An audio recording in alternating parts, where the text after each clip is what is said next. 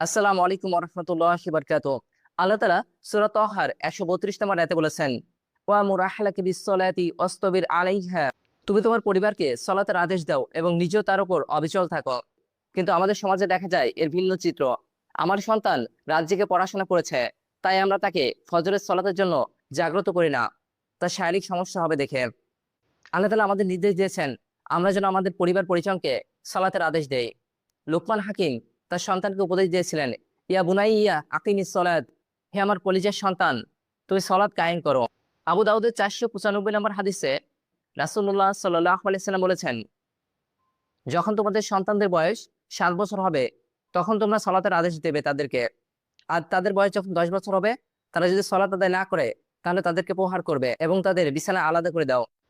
এই হাদিস থেকে আমরা দুইটা বিষয় জানলাম। প্রথম হচ্ছে যে আমার সন্তানকে সালাতের আদেশ দেব, আর ২ নম্বর হচ্ছে যে যখন তার বয়স ১০ বছর হবে তখন তাকে বিছানা পৃথক করে দেব, তাকে লজ্জাশীলতা শিক্ষা দেব। এমন একটি দৃষ্টান্ত দেখা যায় ইমাম আহমদ ইবনে হাম্বালের জীবনে। ইমাম আহমদ ইবনে হাম্বাল বলেন, আমি যখন ছোট ছিলাম আমার মা ফজরে জাগ্রত হতেন। তিনি সলাত আদায়ের পর আমাকে সলাতের জন্য মসজিদে নিয়ে যেতেন। আমার যখন সলাত শেষ হতো তখন আমার মা মসজিদ থেকে আবার আমাকে নিয়ে আসতেন। আল্লাহ আমার মায়ের প্রতি রহম করুক, তিনি আমাকে সলাতের শিক্ষা দিয়েছিলেন।